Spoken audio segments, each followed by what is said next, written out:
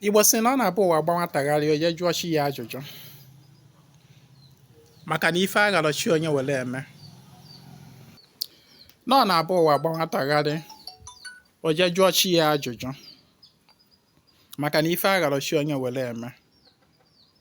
Ọnya mere n'ụbọchị wurugboo na ihe gbasara ọdịnala practices na-efocus karị on chi based on the individual level. In the first part of this teaching, ekwuru m maka the three levels ọdịnala Igbo na-efocus karị before, which is the personal level about chi onye na chi ya, the family level which is about ndị ichie and then aja ana, and then the community or village level or ụmụnna level which is about the arụsị obodo, arụsị ụmụnna, arụsị obodo. Go and watch the first part of this station for you to understand. Now, on the personal level, na mmadụ na-efocus karị na chi ya in most things onye ahụ na-eme maka na chi wo the powerhouse that coordinate every other spirit forces that concern an individual person.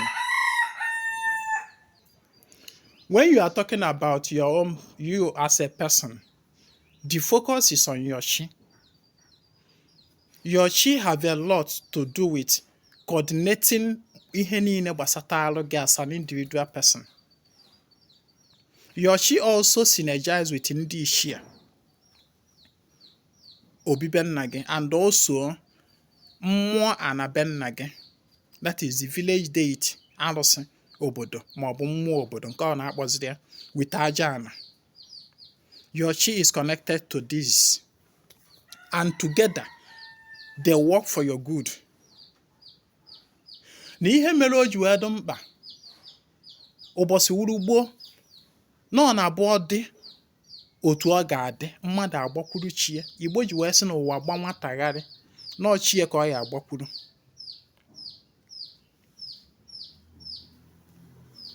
Ana m ekwu sị ọ bụrụ na ịbụ somebody that ị na-neglect chi gị n'ọdịnala ị na-eme, o nwere ihe a na-akpọ inye chi nri. Although ụfọdụ ndị na-asị that na it is wrong to say that na a na-enye chi nri, whatever ịkpọziri ya, nyawo the act of ịchụnyeru chi aja, igburu chi anụ, nke ọ na ịkpọziri ya, ịkpọ ya na inye chi nri, nsogbu adịrọ. Ịkpọkwana ya na whatever ịkpọziri ya, nke ahụ gbasara gị, kama inye chi nri ka m na-ekwu okwu ya. Eburu somebody na-adị enye chi ya nri, ị na-awụchi enu wee ga na-achụ aja na mmiri, wee ga na-eme ihe ndị ọzọ, wee na-agwọ ọgwụ. Ọkụ Igbo sị na chi nwata wụ ọgwụ ya. Eburu somebody that relegate your chi at the background and then you focus on other things. Na ị na-eme ihe ndị otu, ị na-achụ elu ndị otu, ị na-achụ aja mmiri, ị na-achụ aja nke, ị na-eme nke, ị na-eme nke ọzọ, ị na-eme agwụ. The implication of neglecting your chi and doing every other thing bụ energy niile anyị na-agada from aja niile ahụ ya na-achụ. Ọ ga-adị ka mmadụ butere GP tank. Ịma GP tank, right? Bute ya dọba, wee na-agbata mmiri na-agbanye n'ime ya from the top, na-agbata mmiri na-agbanye n'ime ya. GP tank wee dọgido mmiri wee ju, mana onweghị outlet ebe esi utilize that mmiri ahụ. The energy ga-abịa dọrọ. And being that na enweghị outlet ebe esi utilize that mmiri, anyị ga na-complain na ịgbatara mmiri tinye na tank ya, mana na o nwere ife ya na-afụ. Na ịgbatara mmiri tinye na tank ya, but onweghị any usefulness to you. The similar thing bụ ife na-eme mgbe mmadụ relegate ichie to the background wee focus on ihe ndị ọzọ gbasatara ọdịnala Igbo, gbasatara ịchụ aja. It is your chi that puts the energy into utilization for your good. ọ bụrụ na ị take a good care of chi gị, nyejuo chi gị afọ, any little energy you generate from aja ọbụla ị chụrụ na mmụọ ọbụla, weda ma ọ bụ na mmiri, ma ọ bụ na agwa na-echunyere agwụ aja, ma ọ bụ na ịkpara aja bupụọ na imerụ ije na-arụsị obodo mee nke ọbụla, aja ọbụla ị chụrụ, any small energy generated from it, your chi puts it to maximum use. Ị na-afụ ife na ndụ gị. And o nwere ihe ndị mmadụ ga-aghọta about ịchụnyeru chi aja. Malụ na ịchụnyeru chi aja, Igbo na-emekarị by way of igburu chi anụ, maybe ọkụkọ, maọbụ ewu, maọbụ ebunu, nke ọbụla azụ. The life force in a feed chi gị, you are feeding your chi with the consciousness, the energy of that life force. And the energy of that life force is being utilized by chi gị. It fuels the power of your chi, the energy of your chi, for your own good. The reason o ji wee bụ na-egburu chi anụ bụ na chi, if the energy akpọrọ chi, it works with the mind and the emotion. Chi is of the emotional level and the mental level. The highest point of the universe is the emotion. The emotion is subconscious, is subconscious. Enwere two aspects of mind. Enwere the conscious mind and then the subconscious mind. The subconscious mind deals more with emotion. The conscious mind is more of the mind, the initiator. The conscious mind, the conscious mind initiates, and then the subconscious nurtures, incubates, enlarges. It holds the belief, the subconscious. And let me tell you, if they have more of the subconscious mind. They get things registered in their memory. And they have emotion. When you are talking about the universe, you talk about this mind, the highest point, the apex within the universe is emotion. And your chi is generated from within the universe. Substances from within the universe. So your chi shares similarity with all these animals. That is the reason you can harness the energy of all these animals and feed to your chi to boost the energy of chi gị. Ịma abịa na-ekwu okwu about ịchụnyelu mmụọ, igburu mmụọ anụ. Some people will concentrate more on the ọbala, ka egbuoro mmụọ ọbala.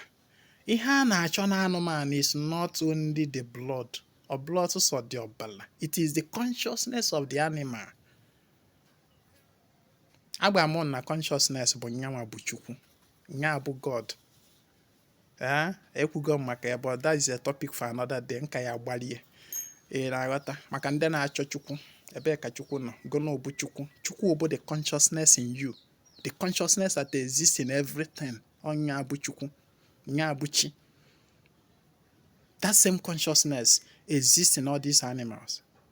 And that is the consciousness, that is the energy that is being harnessed whenever you offer any anu to more. So I'm talking about feeding your chi with anu by igburu ya anu.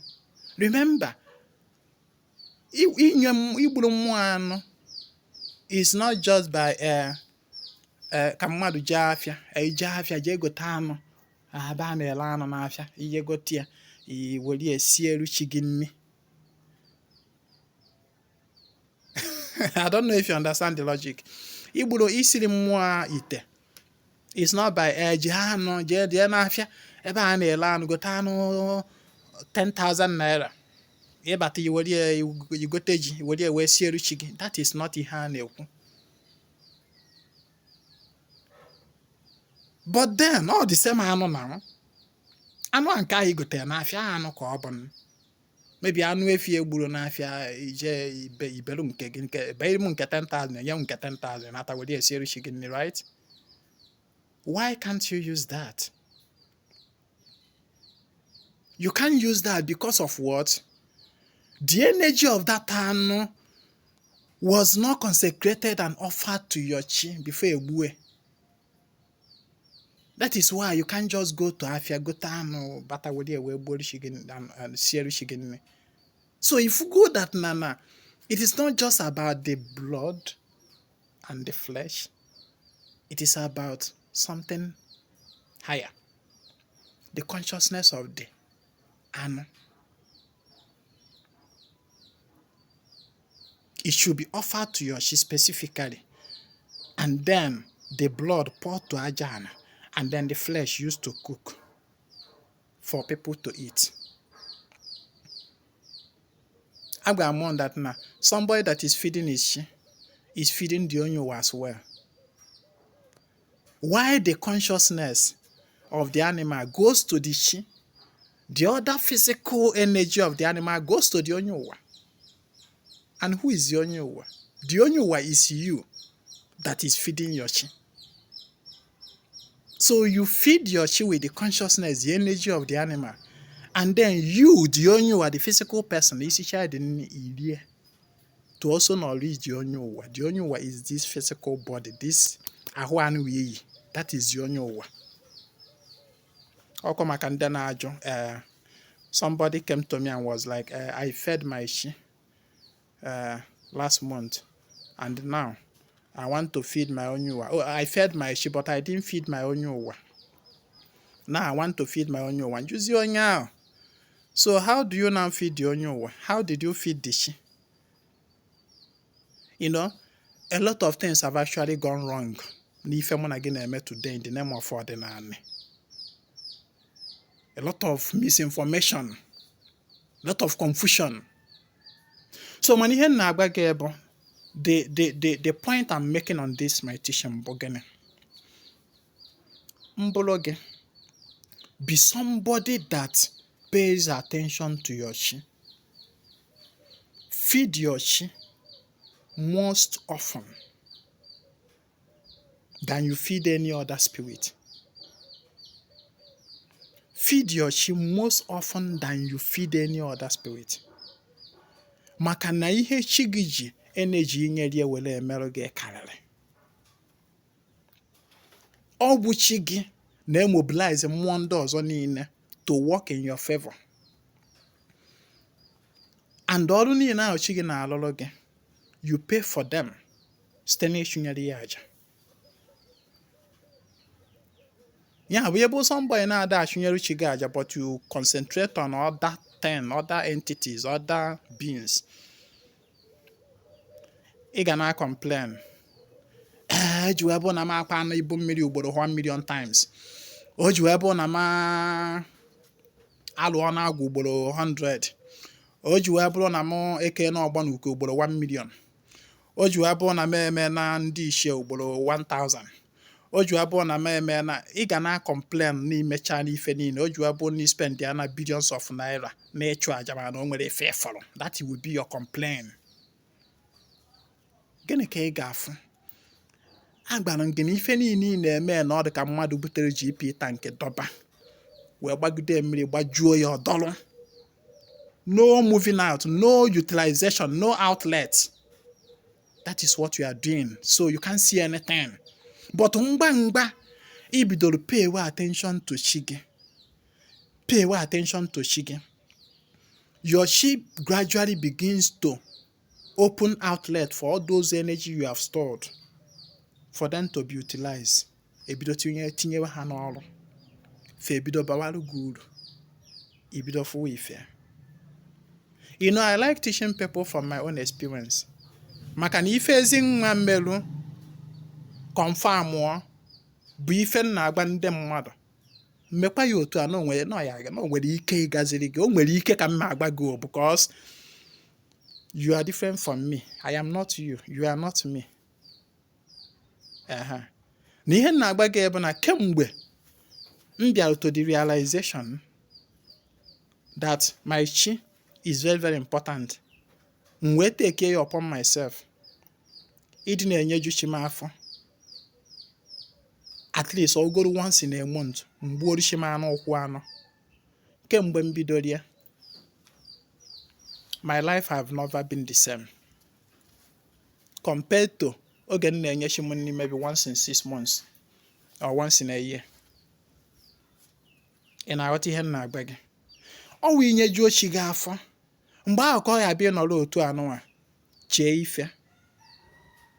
Ife ahụ i chere ọ manifest ya. Ihe anụnwa m na-agwa na about visualization, about unu ga na-anụ ka m na-asụsụ about quantum field of all possibilities, endless possibilities, infinite possibilities, the quantum field. In the quantum field there exists many versions of you, infinite versions of you, simultaneously existing. Na ndụ mmadụ n'ọdụ ka akwụkwọ ederu. Ede chapter 1, chapter 2, chapter 3, wee ruo chapter 1 million. Ife niile edecha na chapter niile anụnwa is about different version of your life. Different version of yourself. Ma ndị megolo experience so, ma ndị ka ya eme experience so, ma ndị na-eme experience today. Even different versions of your life that are outside of your destiny. Akpọrọ ya infinite, meaning that na nada agụta ya agụta. The limitation only exists in the mind. The extent you can reach is the extent that is possible. So wee na di akwụkwọ anụ wee dere ya, ị ga-ebute di akwụkwọ jide ya n'aka 1. And this akwụkwọ anụ contains your life, many things that you can do, many things about you that can be happening. They are all existing simultaneously because the akwụkwọ is just nyaka iji n'aka ha. Mana nwere ike pasape the akwụkwọ is attached to chapter 1. I wee na-agụda chapter 1. O nwere ike ọ bụ na ihe dị na chapter 1 bụ a version of you that is struggling. And ihe dị na chapter 1 na-anụnwa bụ, oh, mmonwa bụ, I will not use my name to give example. Nke nwa bụ Ejikeme. That na ọ na ịga shop. O nwere afịa n'azụ. Ị ya apịgido phone from morning till mgbede. Ị nalụ neighbor gị ego wee rie nri. Ị nalụ neighbor gị ego wee gba ọkada wee na. A version of you that is broke. Critically and chronically broke.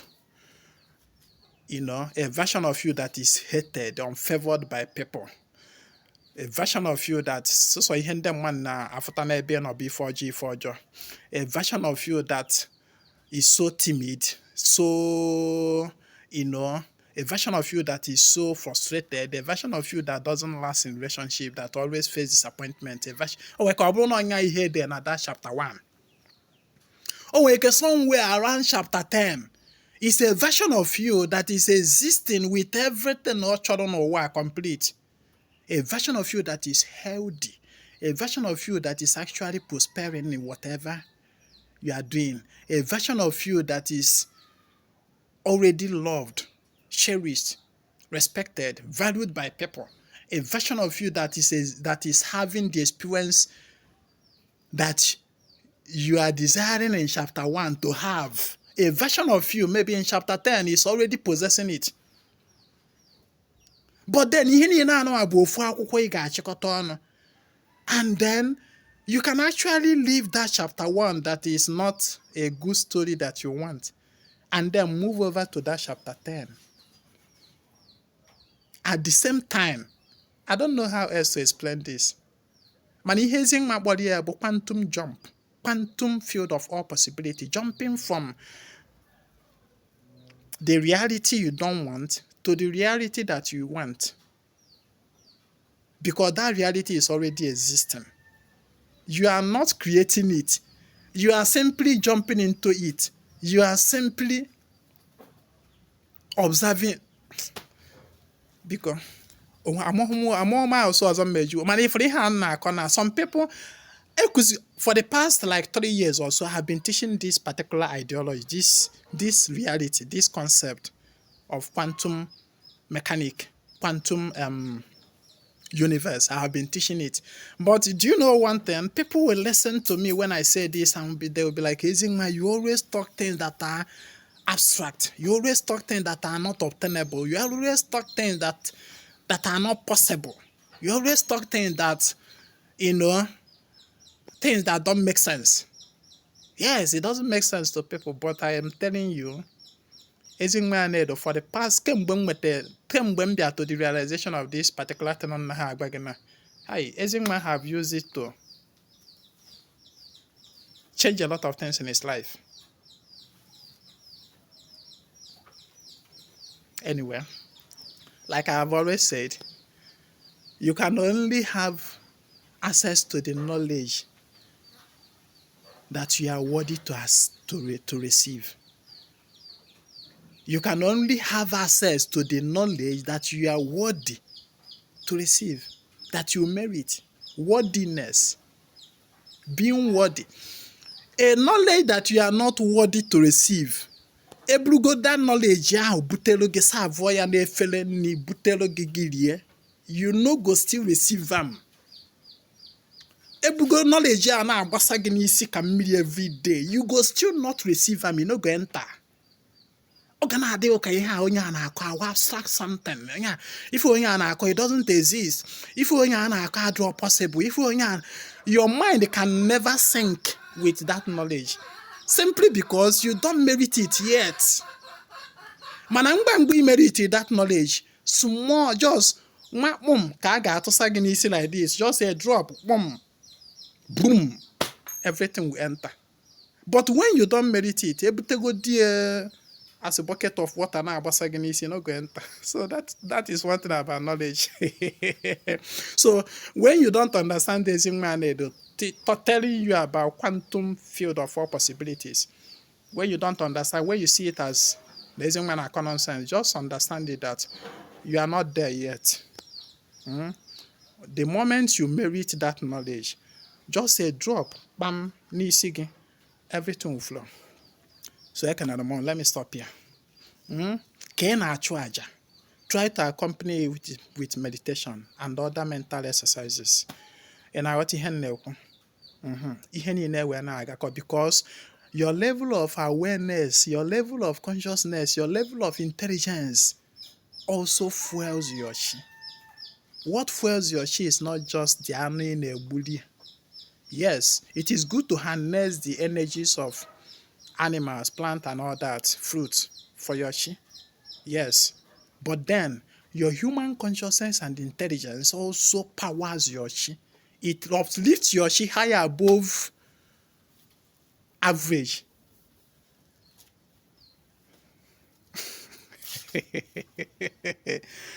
Because I'm every chat me on WhatsApp on 08032477868. My name is Ezingma Anedo. I come for the total restoration of ordinary and Igbo.